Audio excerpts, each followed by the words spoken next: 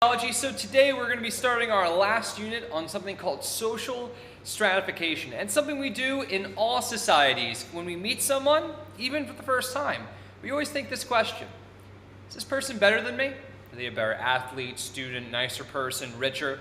We try to rank ourselves when we meet people, and our entire lives sometimes are spent trying to climb this invisible ladder of I'm better than these people. And that's called social stratification, and it happens everywhere. Hope you're excited to learn about it. I'm excited. Let's get started. Now, here are your terms to know, so just check those off and make note of them. We're going to be seeing them on further summative assessments. Now, first thing we talk about is social stratification. All societies do this, and it basically ranks people in a hierarchy based on their access to scarce resources. That means there's only a limited amount of money, oil, resources, stuff in this world. And whoever's got the most of it for the most part is a higher rank. In all societies, people rank one another based on what we have and what skills we have and what we can possibly do. Now, there's four basic principles of social stratification, four things that are true about it. Number one, it is a characteristic of society. There is no society where everyone is equal and no one's better than someone else. You can't find it. It doesn't happen. Second thing, it happens over generations. These kinds of you're better than this person, especially when it comes to racism and discriminations, it doesn't happen over one generation. It persists over multiple generations. Number three, it is universal, but the social stratification varies within societies. So it happens everywhere, but social stratification will change based on where you go, who is higher and why they are higher up. Fourth thing, it doesn't just involve inequality, but an actual belief that people have that I'm better than this group.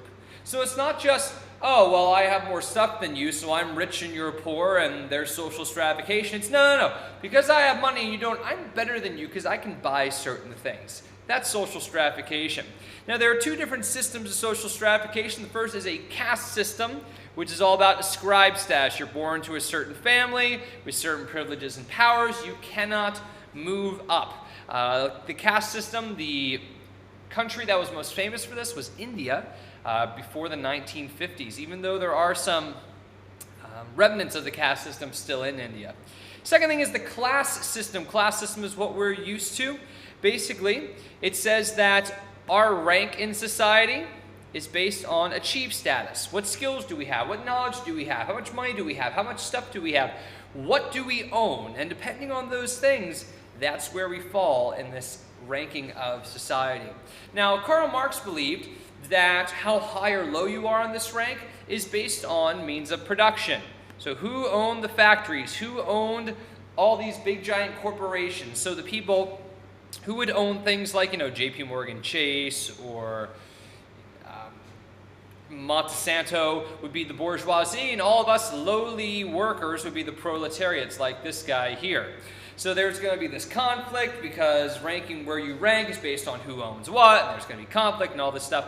Max Weber expanded on Marx's ideas, and he said, what develops your class in society, how high you rank, and in this case we're talking lower, middle, and upper class, is based on three things on where you are in society.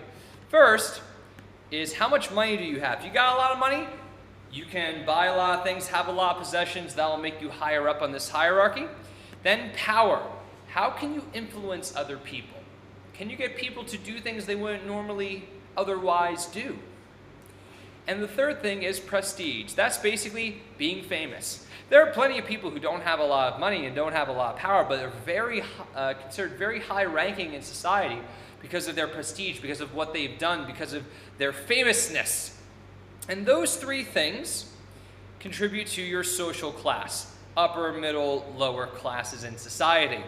Now let's talk a little bit more about these three things. Again, wealth, the value of everything that you own, not just money, but could be houses, cars, stuff, video games. You take the wealth of all those things, or how much money all of these things are worth, and that's your wealth. Power, the ability to control others with or without their consent. Basically getting someone to do something they wouldn't normally do. And the last is prestige, basically being famous or respected or honored because of something that you did. Now, Why does this happen in society? Why are there haves and have-nots and superior and inferior groups in society? And there are two different ways to explain this. The functionist view says that this has to happen because certain roles have to be performed. Basically, there's got to be ditch diggers, there's got to be janitors, there's got to be people who do the jobs no one else wants to do, or else our society just wouldn't function. However, there are very talented people in the lower class who do important jobs, and not everyone has equal access. So that's the misgivings of a functionist perspective. The conflict perspective say it's all about exploiting resources. It's about the 1%, attacking the 99%, and it's all about corporations just making us pawns in their game, man. We need to fight the power that be. But here's the problem. There's unequal rewards based on talent. So it may be one class exploiting the other, but based on what they do, they get unequal rewards. So that really doesn't make sense. And not everyone can fulfill every job. It's not about one group controlling the other, because you have to have a mix. So there's not a very strong explanation for either side. The one that makes more sense is this functionalist, that you need ditch diggers, but there are also some misgivings and failures to that system as well. Well, I hope you learned something you did not know before as we're looking at social stratification. Thanks for watching.